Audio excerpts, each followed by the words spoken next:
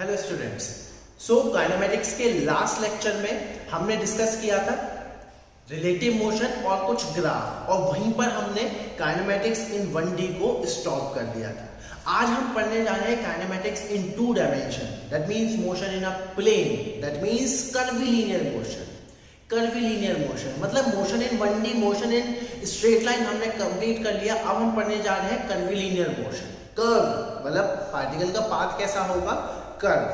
इसके 2 best example हैं, वो हैं प्रोजेक्टाइल मोशन और सर्कुलर मोशन। दोनों ही हम डिटेल में पढ़ेंगे, प्रोजेक्टाइल मोशन और सर्कुलर मोशन। सबसे पहले हम पढ़ने जा रहे हैं प्रोजेक्टाइल मोशन। हेडिंग डालिए, क्या पढ़ने जा रहे हैं हम? Projectile motion. अब प्रोजेक्टाइल मोशन है क्या? बेसिकली अगर आप बहुत ध्यान से देखोगे, मान लो मेरे पास ये ऑब्जेक्ट है, मान लीजिए मेरे पास, लेट्स से मेरे पास एक ऑब्जेक्ट है लाइक दिस। मान लो मैं इसको जस्ट ड्रॉप कर, इनिशियल वेलोसिटी 0 है, तो ये नीचे गया due to some force, gravitational force. इसका पाथ कैसा है? Straight line. मान लो मैं इसको ऊपर उछाला, तो ये ऊपर गया और फिर नीचे आया। क्लियर? दोनों ही केसेस में देखिए, यहां मैंने इसकी इनिशियल वेलोसिटी 0 रखी है, यहां मैंने इसको कुछ वेलोसिटी दी, तो ये ऊपर गया और फिर नीचे आया। क्या मेरी बात समझ में आ रही है? इसको मैं डिस्कस कर चुका हूं अच्छे से। अगर मान लो मैं इसको ऑब्लिकली फेंकूं, मान लो कुछ इस तरीके से फेंकूं लाइक दिस, अगर मान लो मैं कुछ इस तरीके से इसको फेंकूंगा तो इसका पाथ कैसा होगा? Like this. Its path is like this. इसका पाथ कुछ इस तरीके से हुआ। इसी को बोलते हैं पैराबोला। इसी शेप को हम क्या बोलते हैं? पैराबोला। और इसीलिए इसका नाम पड़ा प्रोजेक्टाइल मोशन। इसीलिए इसका नाम पड़ा प्रोजेक्टाइल मोशन। क्या मेरी बात समझ में आ रही है? क्लियर है? अगर आप बहुत ध्यान से देखोगे, यहां पर एक फोर्स एक्ट कर रही है, फोर्स, और वो कौन सी फोर्स है? Force of gravitation.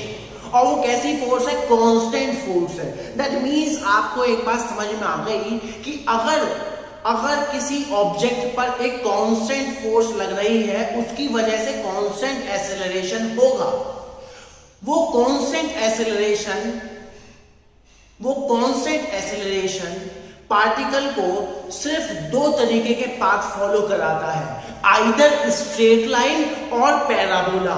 फिर से बोलिए, आइदर स्ट्रेट लाइन और पैराबोला। बहुत जबरदस्त चीज है यार, बहुत जबरदस्त चीज है। That means if force acting on a particle is constant, that means acceleration is constant. That means there are only 2 paths. सिर्फ 2 ही पाथ होंगे। कौन सा भैया? कौन सा? either straight line और पैराबोला।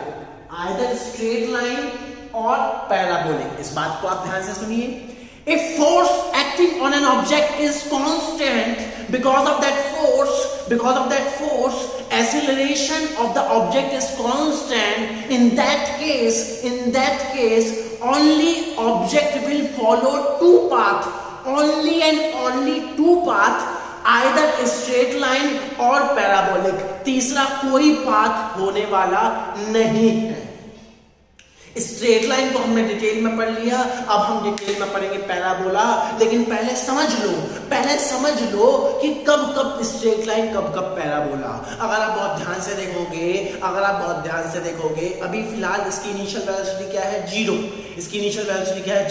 और जैसे ही मैंने इसको ड्रॉप किया, इसका पाथ कैसा हुआ? Straight line. फोर्स कैसे लग रही थी? कांस्टेंट। इस कांस्टेंट की वजह से 2 ही पाथ, आइदर स्ट्रेट लाइन और पैराबोला। कैसा पाथ है? Straight line. दैट मींस समझ में आ गया, if initial velocity is 0 and force acting on an object is constant, in that case its path is straight line. अब मान लो मैं ऑब्जेक्ट को ऊपर उछालूंगा, initial velocity is upward and force of gravity, and because of that acceleration is downward. What is the angle? 180 degree. In that case also what is the path? Straight line. और देखते हैं, मान लो मैं इसको नीचे थ्रो कर दूं, तो initial velocity is downward, force is downward, acceleration is downward. What is the angle? what is the angle between velocity and acceleration? 0 degree. In that case also path is a straight line. That means either its initial velocity is 0 or initial velocity या फिर velocity is parallel to acceleration या फिर velocity is anti-parallel to acceleration. That means theta क्या है? Angle between velocity and acceleration, either it is 0 or it is 180 degree. ये condition है भाई, इसको ध्यान रखिएगा। ऑल्दो ये सब बात मैं डिस्कस भी कर चुका हूं, तो ध्यान रखिए when particle is at rest and उस पर कोई कांस्टेंट फोर्स लग रही है, उस कांस्टेंट फोर्स की वजह से एक्सीलरेशन कांस्टेंट है, in that case particle follow straight line if the velocity and acceleration is parallel, straight line. If velocity and acceleration is anti-parallel, straight line. In all other cases it is parabola. That means theta, angle between velocity and acceleration is between 180 to 0 degree. It will follow curved parabolic path. क्या मेरी बात समझ में आ रही है? बहुत जबरदस्त, बहुत इंपॉर्टेंट, मतलब ये समझ लो निचोड़ है काइनेमेटिक्स का। सारा खेल इसी का है, अगर एक और बात, अगर आप बहुत ध्यान से देखोगे, मैंने इस ऑब्जेक्ट को ऊपर उछाला, ये ऊपर गया, इसका इनिशियल वेलोसिटी ऊपर था और एक्सेलरेशन नीचे था, तो फाइनली हो क्या रहा है? ये नीचे की तरफ आ रहा है। ये किधर आ रहा है? नीचे की तरफ। अगर मैं इसको ऐसे रिलीज भी कर दूं तो भी किधर की तरफ जा रहा है? नीचे की तरफ। दैट मींस एक बहुत ही जबरदस्त कोर कंसेप्ट है, और वो क्या है? Velocity vector always try to align itself in the direction of acceleration vector. बहुत जबरदस्त, मैं कह रहा हूं बहुत जबरदस्त लॉजिक है। क्या बोला मैंने? Velocity vector always try to align itself along the direction of acceleration vector. Always velocity की ये चाह होती है कि उसकी डायरेक्शन किधर की तरफ हो? Along the direction of acceleration vector. बहुत जबरदस्त लाइन है, इस लाइन से बहुत सारी डायरेक्शन क्लियर होती है। अच्छा एक बात बताइए, अब बेसिक सी बात करते हैं, इसको नोट करिए जरा, डायरेक्शन की बात करते हैं। मान लो एक पार्टिकल है, उसको जस्ट मैं ड्रॉप कर दूं तो उसका पाथ कैसा होगा? Straight line. क्योंकि इनिशियल वेलोसिटी क्या है? 0। अगर मान लो मैं पार्टिकल को ऊपर की तरफ थ्रो कर दूं तो उसका पाथ कैसा होगा? पहले ऊपर जाएगा और फिर नीचे आएगा। That means again straight line. लेकिन मान लो मैं पार्टिकल को इस तरीके से फेंकूं, एक्सेलरेशन तो नीचे ही लग रहा है, g, इनिशियल रफ्तार ऐसे, तो देखिए अब इस बार इसका पाथ कैसे होगा? It will be like this. क्या मेरी बात समझ में आ रही है? पैराबोलिक। ये सब पढ़ेंगे हम डिटेल, लेकिन ये ध्यान से देखिए वेलोसिटी की चाहत क्या है? It always try to align itself along the direction of acceleration vector, हमेशा। क्या मेरी बात समझ में आ रही है? चलिए मान लो मैं ऑब्जेक्ट को इधर की तरफ थ्रो करूं and acceleration is like this. Let's say acceleration is this, constant acceleration लग रहा है, और मैं ऑब्जेक्ट को लेट्स से इधर की तरफ ऐसे थ्रो करता हूं, तो पाथ बताइए। देखिए बहुत जबरदस्त चीज है ये, इनिशियल वेलोसिटी, एक्सेलरेशन, पाथ कैसा होगा? पैराबोलिक तो होगा ही, लेकिन ध्यान से देखिए, कुछ इस तरीके से जाएगा, कुछ इस तरीके से जाएगा path, and then like this, इस तरीके का पाथ होगा। बहुत इंपॉर्टेंट लाइन बोली है, velocity always try to align itself along the direction of acceleration vector. बहुत जबरदस्त है ये लाइन ही हमें डायरेक्शन का पता कराती है, क्या मेरी बात समझ में आ रही है? इस लाइन को अपने दिमाग में, दिलो जहान में बिठा लेना कि velocity always try to align itself along the direction of acceleration vector. क्या मेरी बात समझ में आ रही है? क्लियर है? और देखते हैं हम। मान लो कोई एक पार्टिकल है वो रेस्ट में है। यहाँ कोई एक पार्टिकल रेस्ट में है और उस पर दो फोर्स लग रही है, मतलब दो एक्सेलरेशन एक्ट कर रहे हैं। एक एक्सेलरेशन ये रहा इधर की तरफ, लेट से 2 मीटर पर सेकंड स्क्वायर, और एक बिल्कुल एग्जैक्टली परपेंडिकुलर 2 मीटर पर सेकंड स्क्वायर, और उसका पाथ पूछा जा रहा है। क्या पूछा जा रहा है? पाथ। अरे बहुत इजी है।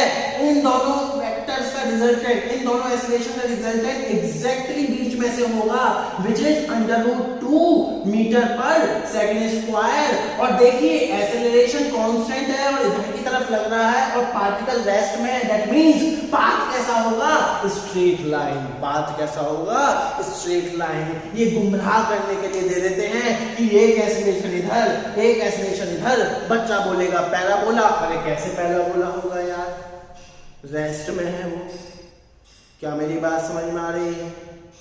Velocity always try to align itself along the direction of acceleration vector। क्या मेरी बात समझ में आ रही है? क्लियर है? इन सभी पॉइंट को लिखिए, हम आगे बढ़ेंगे।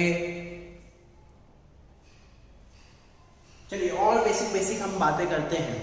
ये तो समझ में आ गया कि कब कैसे होगा सारा खेल। Again angle between acceleration and velocity का है, and velocity vector always try to align itself along the direction of acceleration vector. Okay, ध्यान रखिएगा भाई। अब क्या है? एक प्लेन में मोशन है और कर्विलिनियर मोशन है। तो मैंने तो आपको बता रखा है जब भी इस तरीके का वेक्टर हो आप वेक्टर को रिजॉल्व कर लो। दैट मीन्स अब हमें कुछ नहीं करना मोशन इन 2D में। ध्यान रखिएगा, मोशन इन 2D में हमें कुछ नहीं करना, हमें वेक्टर्स को रिजॉल्व करना है। भले वो डिस्प्लेसमेंट वेक्टर है, भले वो वेलोसिटी वेक्टर है, भले वो एक्सेलरेशन वेक्टर है, अलोंग 2 एक्सिस हमें उसको रिजॉल्व कर लेना है और दोनों एक्सिस के अलोंग साइमल्टेनियस इक्वेशन लगा के चीजें सॉल्व कर लेनी है। हॉरिजॉन्टल एक्सिस के अलोंग की गई कैलकुलेशन और वर्टिकल एक्सिस के अलोंग की गई calculation both are independent of each other. मतलब वाई एक्सिस के अलोंग की गई कैलकुलेशन एक्स एक्सिस के अलोंग की गई कैलकुलेशन को इफेक्ट नहीं करती, और एक्स एक्सिस के अलोंग की गई कैलकुलेशन वाई एक्सिस के अलोंग की गई कैलकुलेशन को इफेक्ट नहीं करता। कहने का मतलब है बोथ आर इंडिपेंडेंट। पहला पॉइंट। दूसरा, हम एयर रेजिस्टेंस इन सबको नेग्लेक्ट करके चलेंगे। Air resistance and all are negligible. दूसरा point. Third point is what? दो पॉइंट तो क्या हो गए? दो पॉइंट क्या हो गए? पहला point is what? Just resolve the vectors along both axis.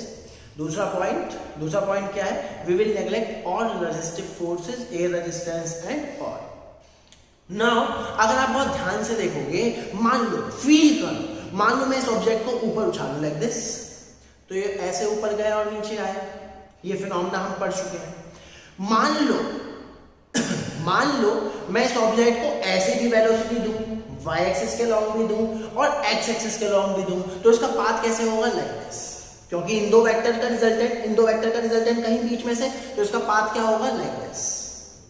अब ये ऐसे ही क्यों गया, इसको हमें देखना है। आप प्रैक्टिकल कर सकते हो, किसी भी ऑब्जेक्ट को लेकर के ऐसे थ्रो करो, उसका पाथ कैसे होगा? It will be like this, parabolic. उसका पाथ कैसे होगा?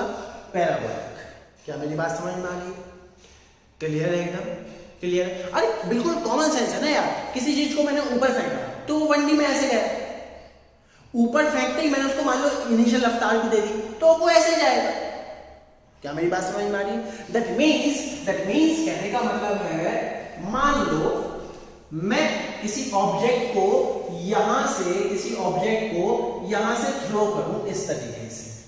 इनिशियल वेलोसिटी इज u, और जो कि हॉरिजॉन्टल से कितना एंगल बना रहा है? थीटा, और उस पर एक्सेलरेशन कितना लग रहा है? नीचे, विच इज g। क्लियर है? तो कॉमन सेंस है, देखिए इसका पाथ विल बी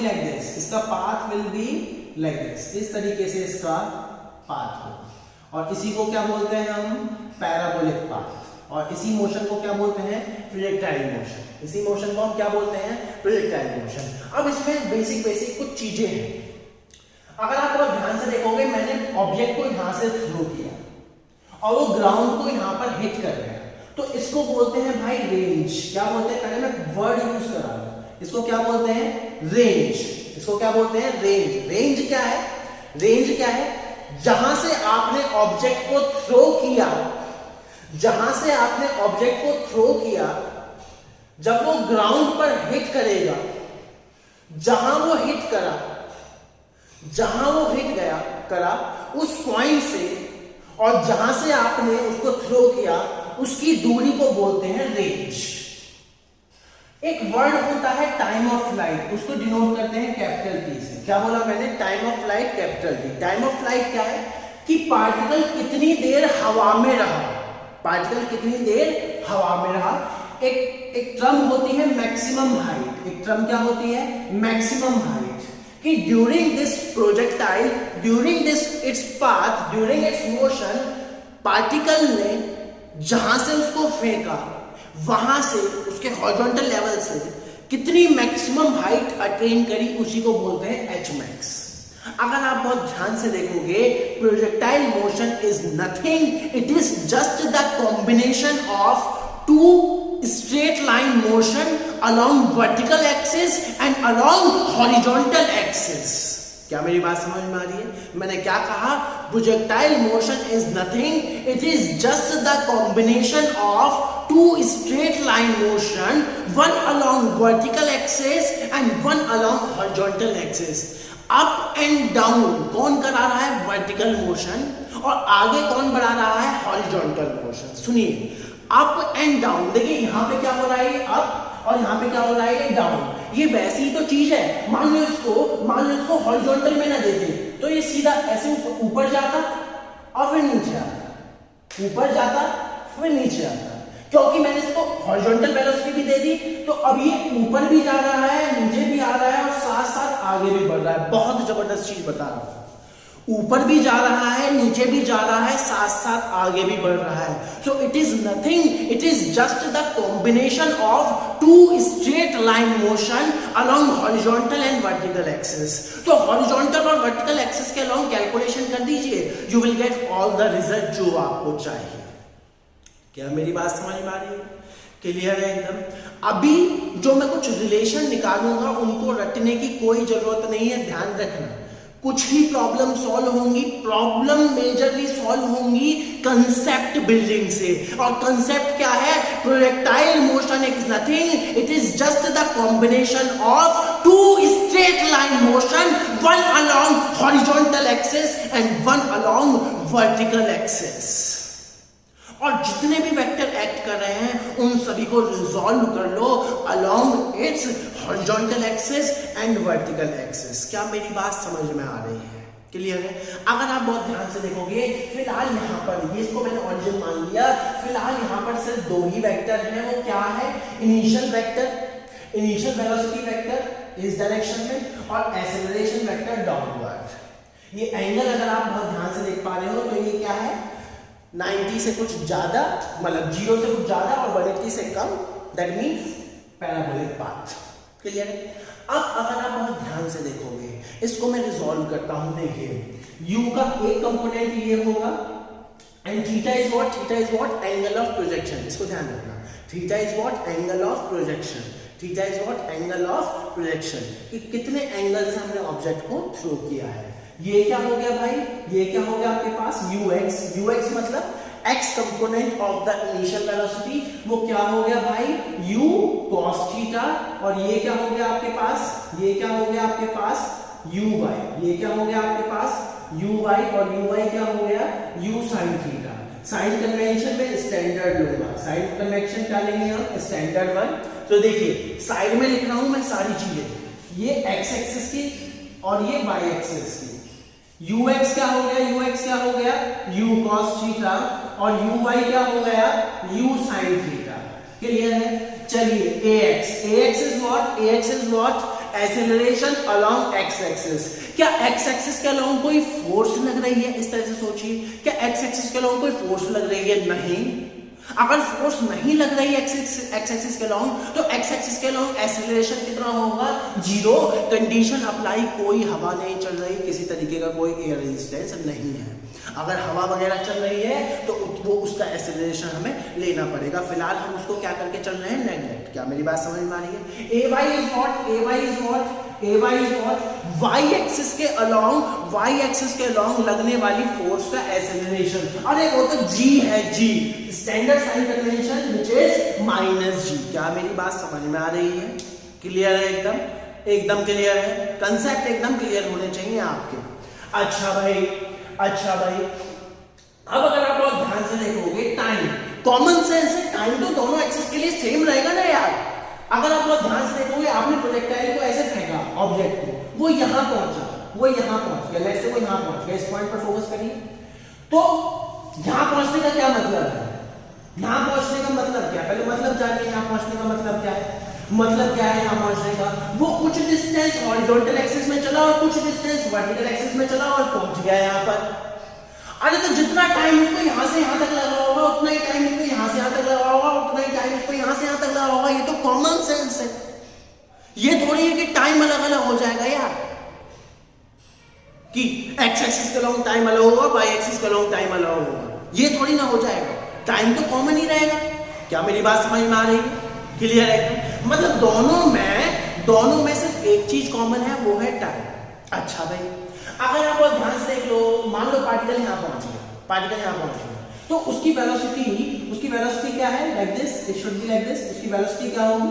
इस तरीके से उसकी वेलोसिटी होगी। ये उसका x कंपोनेंट होगा वेलोसिटी का, और ये उसका y कंपोनेंट होगा वेलोसिटी का। क्या मेरी बात समझ में आ रही है? क्लियर है?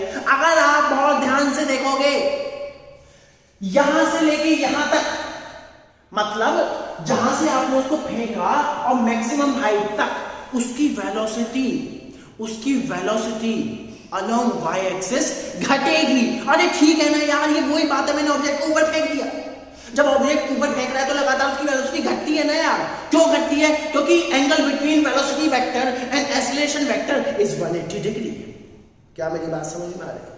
That means let's say this point is O, this point is A and this point is B.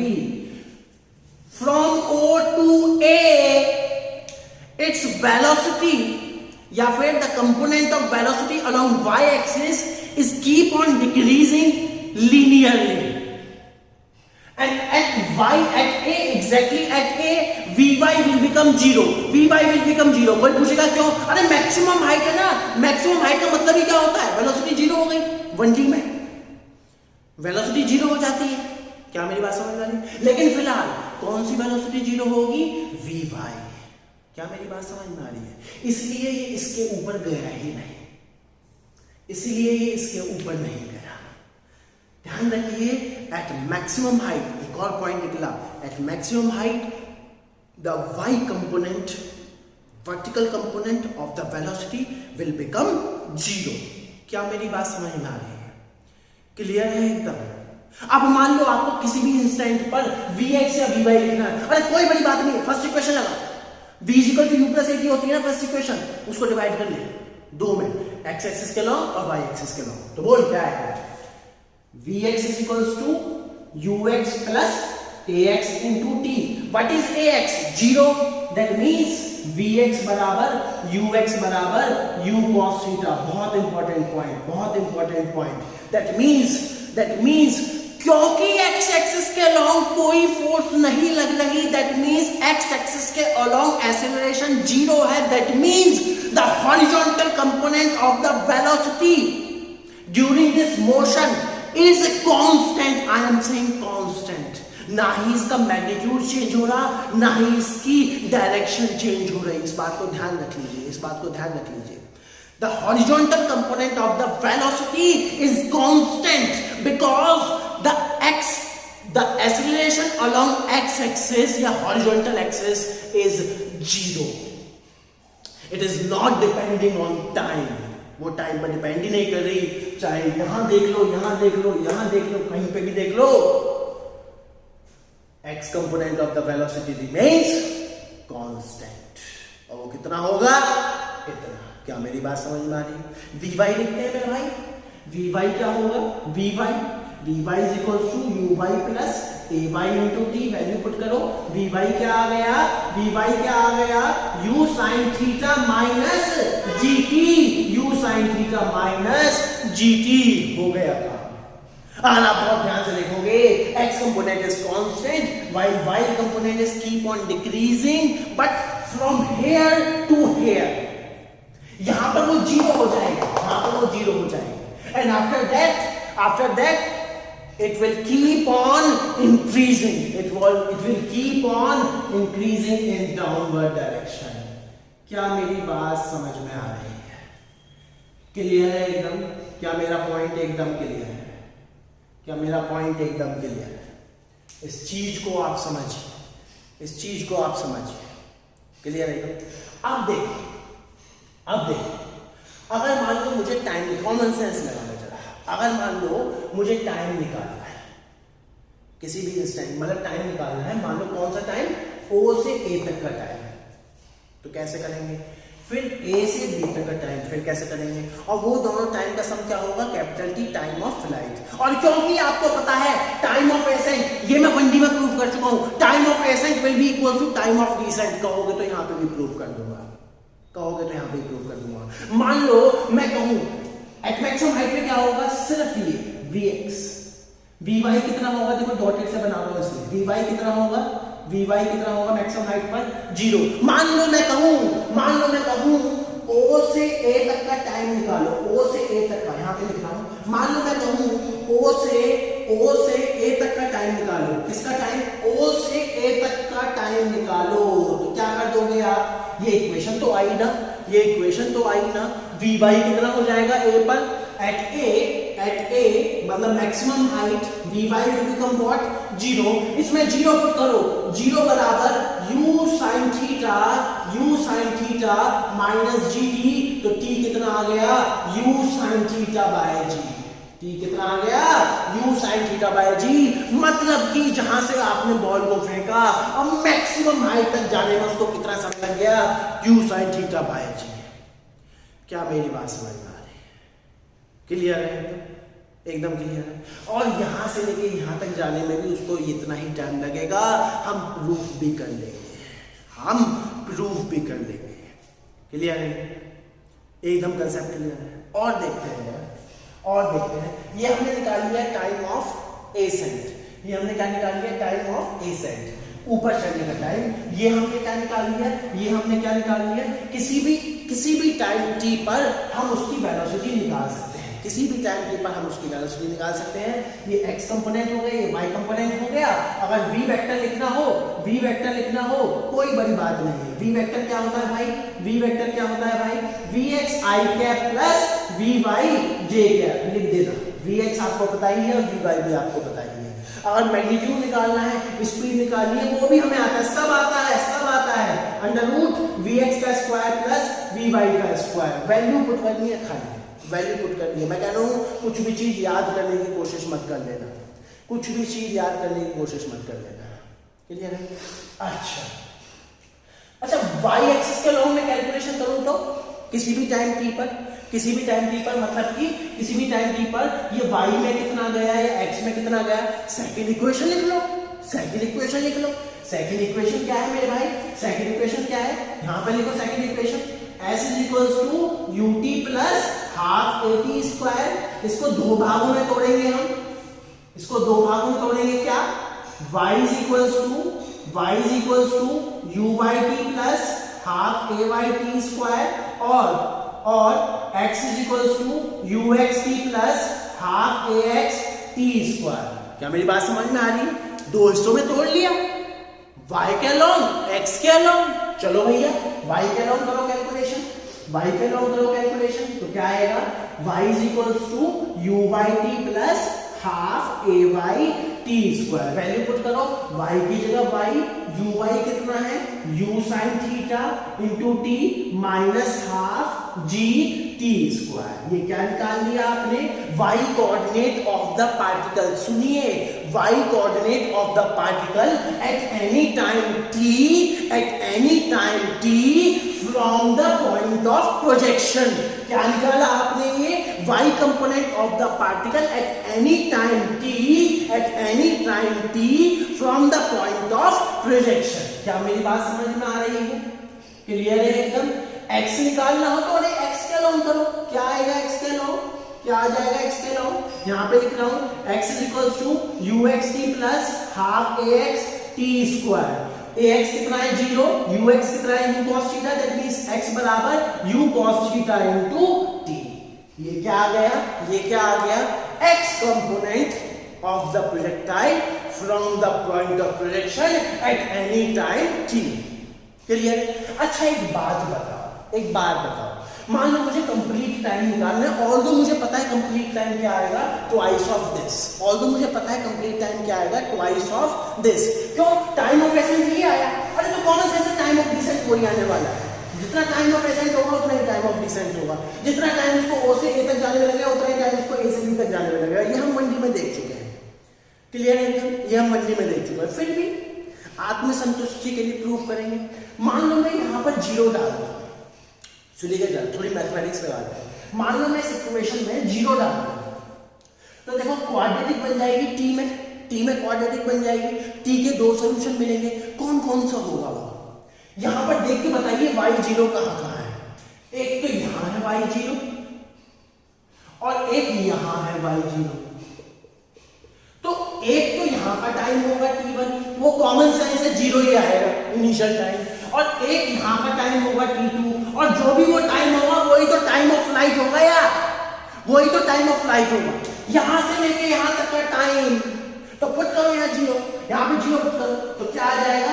0 बराबर u sin theta minus half gt square. t को कॉमन निकाल लो तो u sin theta minus gt by 2 into t। तो देखिए 2 solution आ गए यहाँ से t के, 2 सॉल्यूशन आ गए t के यहाँ से। कौन कौन सा? एक सॉल्यूशन तो क्या आ गया? t बराबर 0 आना ही था। एक सॉल्यूशन क्या आ गया? t बराबर 0। और देखो दूसरा सॉल्यूशन, इसको 0 पुट करो तो क्या आ जाएगा? t बराबर 2u sin theta by g which is time of flight, और वो तो हमें पता था आना ही था। Twice of this. क्या मेरी बात समझ में आ रही? So this is the expression of time of flight। अरे रट्टा मारने की जरूरत नहीं है, इसको याद मत कर लेना। ये देखो निकाला कैसे है, समझ लो। फॉर्मूले रटोगे तो जो 2 4 5 प्रॉब्लम सॉल्व होंगी और प्रॉब्लम सॉल्व नहीं होंगी। कंसेप्ट जानो, कंसेप्ट सिखा रहा हूं मैं आपको, एक एक बात बता रहा हूं मैं। y क्या है, x क्या है, कैसे कैलकुलेट कर रहे हो। और देखते हैं अगर आप बहुत ध्यान से देखोगे u sin थीटा को मैं क्या लिख सकता हूं? u sin theta is what? u sin theta is what? uy। तो टाइम ऑफ फ्लाइट को मैं क्या लिख सकता हूं? t बराबर 2uy बाय g। बहुत इंपॉर्टेंट। t बराबर 2uy बाय g, मतलब ये समझ में आ गया आपको। Time of flight in case of projectile motion will only and only depend on the y component of the velocity. It is not going to depend on the x component of the velocity। क्या मेरी बात समझ में आ रही है? इस concept को आप समझ लीजिए। t बराबर 2uy बाय g कहने का मतलब है time of flight is not going to depend on the x component of the velocity. It is only depend on the y component of the velocity. That's why for the calculation of time of flight we will use y-axis।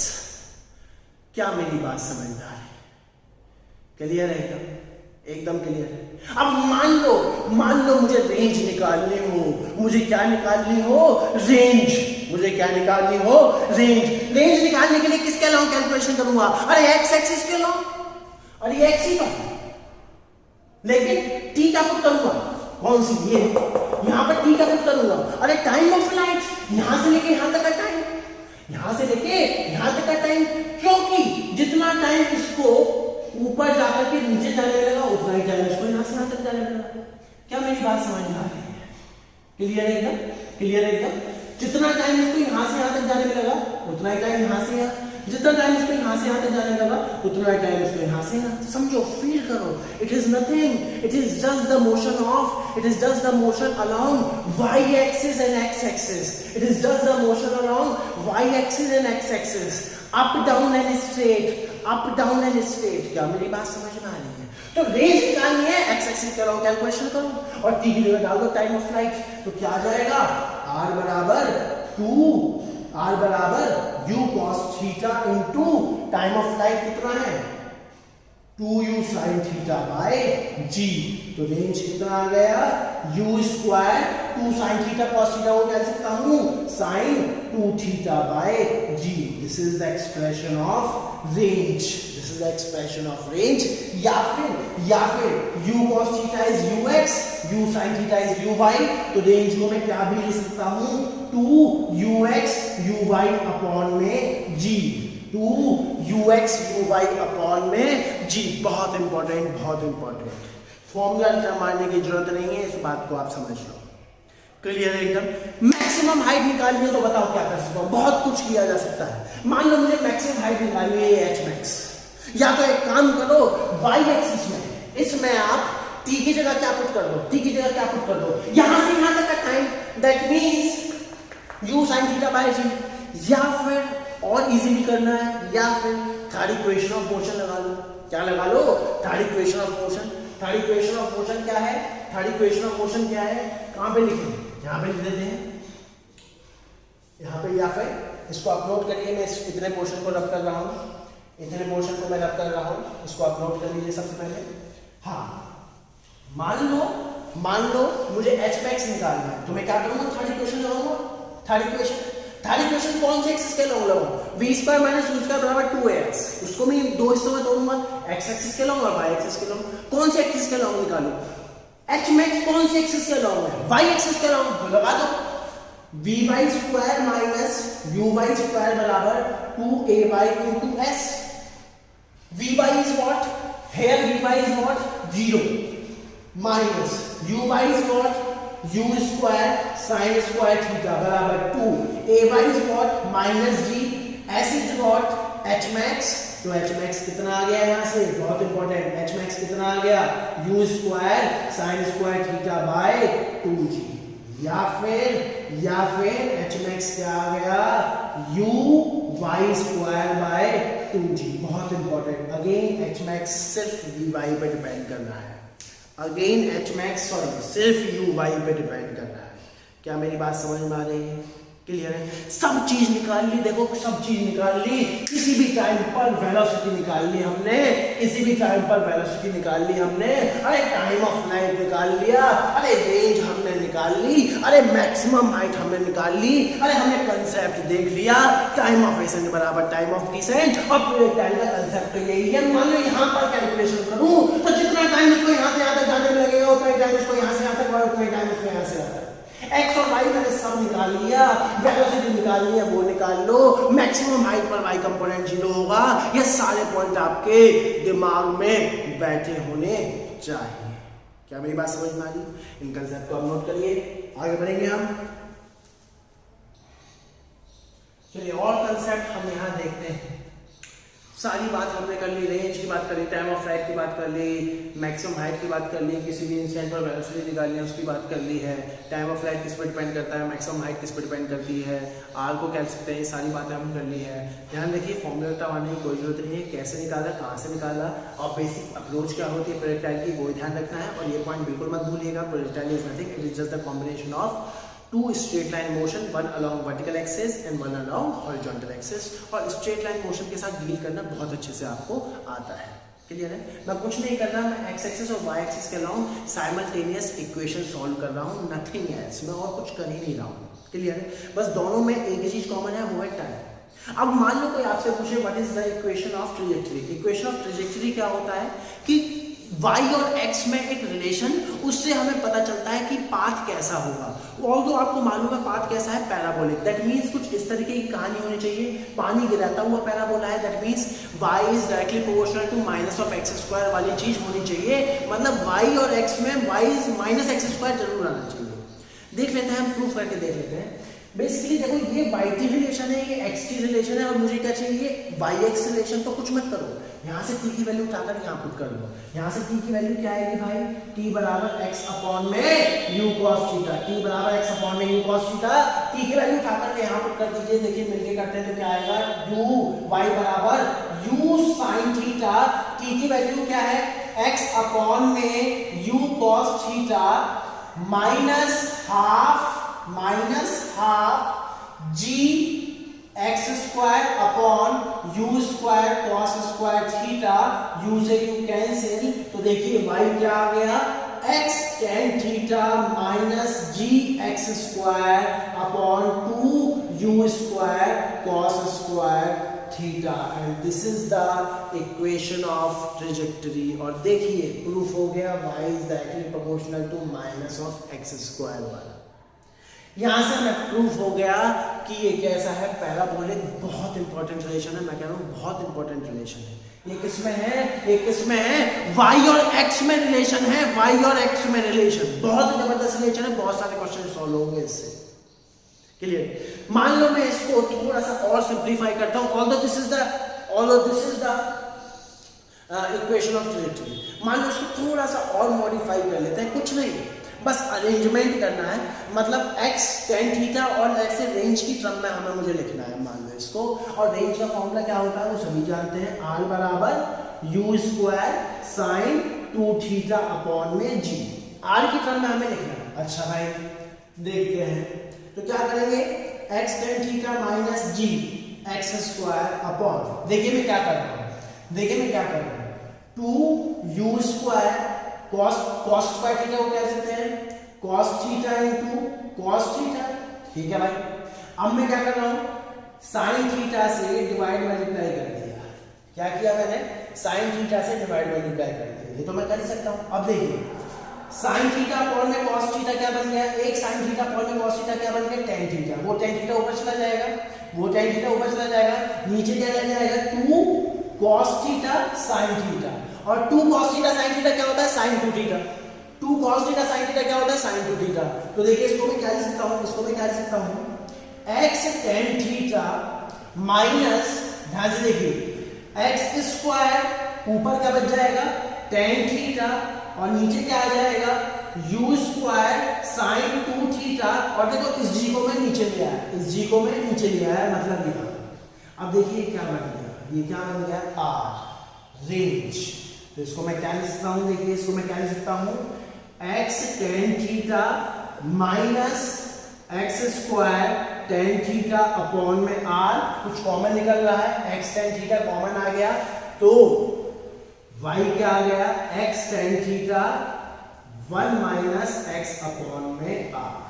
This is also the equation of trajectory in some other form in terms of theta and r। क्या मेरी बात समझ में आ रही, इन दोनों को आप note करिए, इन दोनों को ही आप नोट करिए। बहुत इंपॉर्टेंट कंसेप्ट है, ध्यान से सुनिएगा, कुछ भी चीज याद मत कीजिएगा, कोई फॉर्मूला रटना नहीं है, आपको समझना है कि चीजें आई कहाँ से हैं। कॉन्फिडेंस होना चाहिए, मेरी तरह कॉन्फिडेंस होना चाहिए कि भाई कुछ भी आ जाए कोई दिक्कत नहीं है। क्लियर है, एकदम क्लियर है। अच्छा ये बात तो तय है ना, ये बात तो तय है कि इस पॉइंट पर यहां पर बिल्कुल जब ये हिट कर रही है, देखिए जब ये हिट कर रही है यहां पर गौर फरमाइए, ये क्या है जहां से इसको थ्रो किया, और ये सिचुएशन क्या है जहां से मैंने इसको हिट किया। अब जब मैंने इसको हिट किया तो ये कंपोनेंट क्या होगा, Vx क्या होगा, ये तो उतना ही रहेगा, u cos थीटा, ये तो उतना ही रहा। अब मुझे ये जानना है कि भाई क्या हुआ, कैसे निकालूंगा भाई, कैसे निकालूंगा, अरे लगा दो इक्वेशन, कौन सी इक्वेशन लगा लेंगे, vy is equals to uy plus ay into t। अब देखो यहां जब मैं यहां की कैलकुलेशन कर रहा हूं तो मैं यहां से शुरू कर रहा हूं, लेट्स यहां से लेके यहां तक। देखिए मैं तोड़ सकता हूं कभी भी बीच में, ये आप कर सकते हो, मोशन को तोड़ दो, यहां से लेके यहां तक, टाइम कितना लगेगा, टाइम ऑफ लाइट का हाफ, क्योंकि टाइम ऑफ एसेंट बराबर टाइम ऑफ डिसेंट। क्लियर है एकदम। अच्छा भाई, यहाँ से लेके यहाँ तक का टाइम भी पता चल गया। वी वाई मुझे निकालना है और यू वाई कितना है 0। ओके, वी वाई मुझे निकालना है, यू वाई है 0 प्लस ए वाई कितना है -g और t कितना लगेगा u sin theta by g। तो कितना होगा u sin theta by g, g से g कैंसिल, तो वी वाई कितना आ गया -u sin theta. Minus sine से क्या बता रहा है, डायरेक्शन क्या है डाउनवर्ड, और वो होनी भी थी, तो कितना आ गया u sin थीटा। बहुत इंपॉर्टेंट, बहुत इंपॉर्टेंट। अगर आप बहुत ध्यान से देखो, और मैंने आपसे क्या कहा था, मैंने आपसे क्या कहा था, 1D में भी क्या कहा था कि जितनी वेलोसिटी से आप इसको थ्रो करोगे ऊपर, जितनी रफ्तार से आपने इसको थ्रो किया है उतनी रफ्तार से इस पॉइंट को हिट करेगा। ये कंसेप्ट हम पढ़ चुके हैं, ये कंसेप्ट हम पढ़ चुके हैं, इसको समझो, बहुत जबरदस्त है, बहुत इंपॉर्टेंट है, ये आपको समझना ही होगा। आई एम सेइंग रफ्तार, स्पीड, अगर आप बहुत ध्यान से देखोगे, this is u cos theta, this is u sin theta, this is u cos theta, this is u sin theta. अगर इन दोनों का आप रिजल्टेंट निकालोगे तो वो कितना ही आएगा u। जितनी स्पीड से फेंका उतनी स्पीड से थ्रो होगा। दैट मींस अगर मैं यहां पर एक हॉरिजॉन्टल लाइन ऐसे ड्रॉ करूं, तो जितनी रफ्तार यहां पर होगी, ये सब हम पढ़ चुके हैं, उतनी रफ्तार यहां होगी। अरे ठीक है ना यार, सारी रिपीट टेलीकास्ट है। It is what? It is what? Tell motion is what? It is nothing. It is just a combination of vertical motion and horizontal motion. Horizontal motion में तो कुछ नहीं है, सिर्फ वेलोसिटी से आगे बढ़ रहा है, एक्सीलरेशन वगैरह कुछ नहीं। और वर्टिकल मोशन को हम डिटेल से पढ़ चुके हैं, मोशन अंडर ग्रेविटी को ये हम पढ़ चुके हैं कि किसी भी इंस्टेंट पर यहां पर और यहां पर रफ्तार सेम होती है, ये सब हम पढ़ चुके हैं। बहुत जबरदस्त चीजें चल रही हैं, क्या मेरी बात समझ में आ रही है? क्लियर है एकदम? वो सारे लॉज यहाँ पर एप्लीकेबल हैं। क्लियर है? इसको आप नोट करिए, इस कंसेप्ट को। चलिए कुछ प्रॉब्लम के साथ हम आगे बढ़ते हैं, कंसेप्ट क्लियर करते हैं आपने। मान लो लेट्स से मैं एक बॉल को यहां से थ्रो करता हूं with speed let's say 100 meter per second and this angle is let's say 37 degree। सारी चीजें निकालो पहले, जितनी भी मैंने सिखा दी।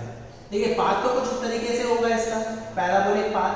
सारी चीजें निकालो, time of flight, range, maximum height, और फिर हम बारी बारी से और कैलकुलेशन करेंगे। इसी क्वेश्चन में हम PhD कर लेंगे। क्लियर है? चलिए देखते हैं। अगर आप बहुत ध्यान से देखोगे, तो हमें तो मुझे नहीं मालूम कोई फॉर्मूला होता है, क्या होता है, मुझे कुछ नहीं मालूम, ब्लैक से मुझे नहीं मालूम, तो हम तो बेसिक अप्रोच लगाएंगे ना यार। ये क्या हो जाएगा यार, ux क्या हो जाएगा 100 cos 37 which is 100 into 4/5, तो कितना हो जाएगा ये 100 into 4/5, तो कितना हो जाएगा ये 80 मीटर पर सेकेंड। क्लियर है? और भाई ये क्या हो जाएगा, वर्टिकल कंपोनेंट क्या हो जाएगा uy, वो क्या हो जाएगा 100 sin 37, that means 100 into 3/5, that means 60 metre पर सेकेंड। इस तरीके की सिचुएशन आ गई भाई। अच्छा, अब मुझे रेंज निकालनी है, टाइम ऑफ फ्लाइट निकालना है, मैक्सिमम हाइट। अब आपको मालूम है टाइम ऑफ फ्लाइट होता है 2uy/g। टाइम ऑफ फ्लाइट क्या होता है 2uy/g। टाइम ऑफ फ्लाइट क्या होता है 2uy/g। तो वो कितना आ जाएगा 2 into uy कितना है 60/10, तो कितना आ गया 12 सेकेंड। मतलब ये 12 सेकेंड तक हवा में रहा। कहने का मतलब क्या है concept, let's say this is O, this is A, this is B। O से A तक ये 6 सेकेंड और फिर A से B तक ये बचे हुए 6 सेकेंड। तो टोटल टाइम O से B तक का कितना लग गया इसको 12 सेकेंड। क्या मेरी बात समझ में आ रही है? क्लियर है एकदम? रेंज क्या होगी भाई इसकी, रेंज के लिए क्या करेंगे 2ux uy/g, that means 2 into 60 into 80/10, तो कितना आ जाएगा ये कितना आ जाएगा 840 एंड ये कितना आ जाएगा 960 मीटर। रेंज कितनी आ गई इसकी 960। मतलब जहां से आपने इसको फेंका और जहां ये हिट करेगा उन दोनों पॉइंट के बीच की दूरी होगी 960 मीटर। मैक्सिमम हाइट निकालनी हो, अच्छा मैक्सिमम हाइट निकालनी हो तो क्या होगी भाई, यू वाई स्क्वायर अपॉन में 2g, मतलब 2 इंटू यू वाई कितना है भाई 60 इंटू 60 अपॉन में 2 इंटू जी, तो कितना आ गया ये 360 मीटर, 360 मीटर ऊपर तक ये जा सकता है। बस क्लियर। देखो तीनों चीज तो हमने निकाली, हमें तो बेसिक बेसिक चीज निकाली। मान लो कोई आपसे पूछे, इसी क्वेश्चन में पीएचडी करेंगे, मान लो कोई आपसे पूछे कि t = 3 सेकंड पर उसकी वेलोसिटी बताओ। पहली बात तो हमने निकाली है कैलकुलेशन से, t = 3 सेकंड मतलब यहां कहीं होगा, t = 3 सेकंड मतलब यहां कहीं होगा, दैट मींस कहीं यहां पर होगा, ये होगा उसका vx, ये होगा उसका vy और ये होगा उसका v। अरे निकालते हैं मिल करके, vx कितना होगा भाई ux plus ax into t, ये तो 0 है, तो vx कितना होगा भाई ux कितना है, ux कितना है 80 मीटर पर सेकेंड। तो ये कितना आ गया भाई, ये कितना आ गया vx 80 मीटर पर सेकेंड, ये vx कितना आ गया 80 मीटर पर सेकेंड। अच्छा भाई vy निकालना है, vy के लिए uy plus ay into t, uy कितना है 60 प्लस ay कितना है -10 इंटू 3, तो कितना हो जाएगा 60 माइनस 30 विच इज 30 मीटर पर सेकेंड। ये भी निकल गया। v निकालना हो तो अंडर रूट 30 का स्क्वायर प्लस 80 का स्क्वायर, क्यों, क्योंकि वेलोसिटी वेक्टर फॉर्म में क्या होगा 80i cap plus 30j cap. क्या मेरी बात समझ में आ रही है, समझो चीजों को।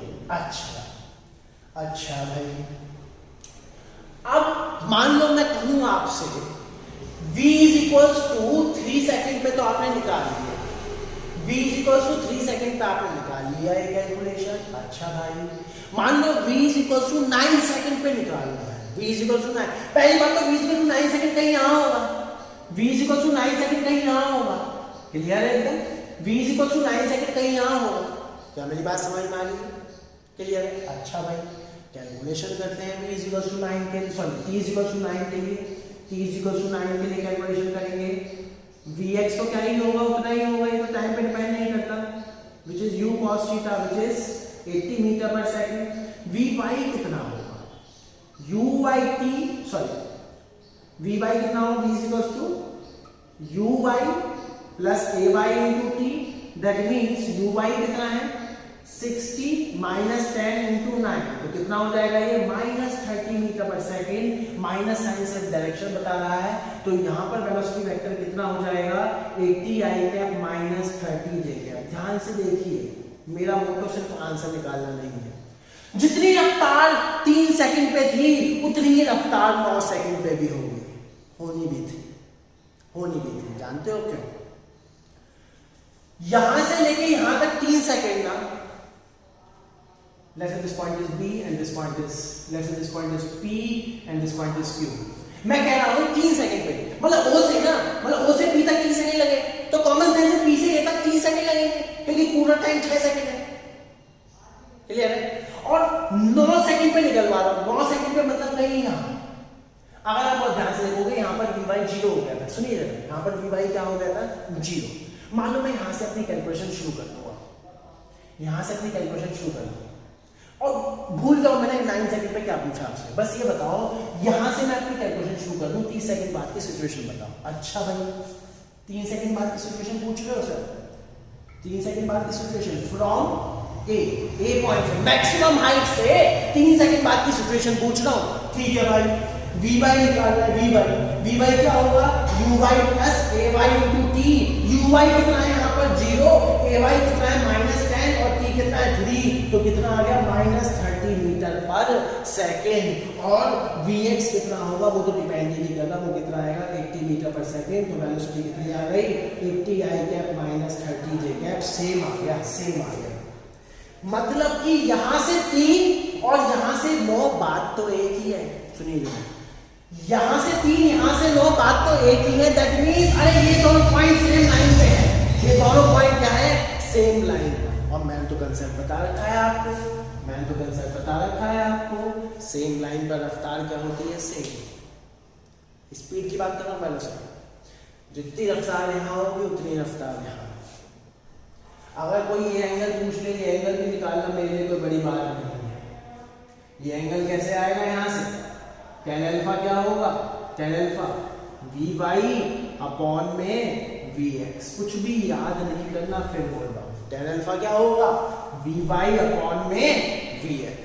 जितना ये होगा उतना ही ये होगा। क्या मेरी बात समझ में आ रही?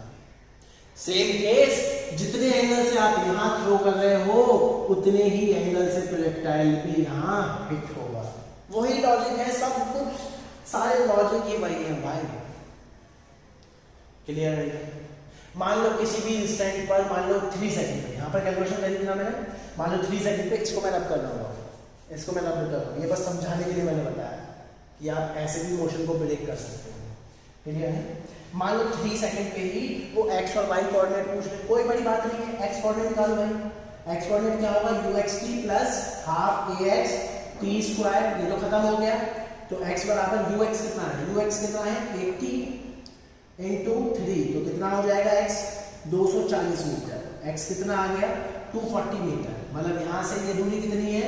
यहाँ से ये दूरी कितनी हो गई? 240। y निकालिए, y क्या होगा? uyt plus half ay t square. तो वो कितना आ जाएगा? uy कितना है? 60 into 3 minus half 10 into 3 into 3, तो कितना हो जाएगा ये? 180 माइनस 45। इसको आप सॉल्व कर सकते हो, तो कितना आ जाएगा? कितना आ जाएगा ये? 135 मीटर।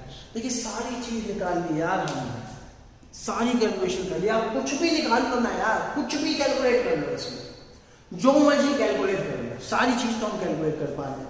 बस कंसेप्ट पता होना चाहिए कि मैं कोई फॉर्मूले लटके नहीं आया, ना मैं फॉर्मूले आपको रटवा रहा हूँ, ना मैं ये कह रहा कि इसको फॉर्मूले को रट्टा मारना। बिल्कुल बेसिक अप्रोच। देखिए कहीं आपको नहीं लगा होगा कि पता नहीं कोई कैसी टिपिकल सी चीज मैंने करवा दी। क्लियर है? इसको आप नोट करिए।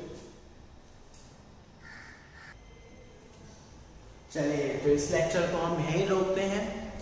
नेक्स्ट लेक्चर में हम मिलेंगे बहुत ही ब्यूटीफुल और इंटरेस्टिंग कंसेप्ट के साथ with n number of problems. अभी हमने फिलहाल एक ही प्रॉब्लम कराई क्योंकि सारा टाइम कंसेप्ट बिल्डिंग में चला गया। कंसेप्ट बिल्डिंग इज इंपॉर्टेंट, ध्यान सुनिए। मैं फिर बोलता हूँ, मैं हमेशा बोलता हूँ, फॉर्मूला रटना नहीं है। फॉर्मूला निकाला जा सकता है मैथमेटिक्स के थ्रू। आपको कंसेप्ट बिल्डिंग आनी चाहिए। कंसेप्ट बिल्डिंग, आप अपने कंसेप्ट बिल्ड करिए। क्लियर? इस प्रॉब्लम अगर मैं देख लूँ, मैंने एक ही प्रॉब्लम कराई, लेकिन एक ही प्रॉब्लम में कितनी चीज़ें मैंने आपसे निकलवा ली, कितने ही कंसेप्ट मैंने आपसे पूछ लिए। मतलब यहाँ पर बेसिक प्रॉब्लम तो मैंने ख़त्म ही कर दी। अब तो आगे हमें अच्छी और एडवांस अच्छी प्रॉब्लमें देखनी। क्लियर एकदम? Thank you for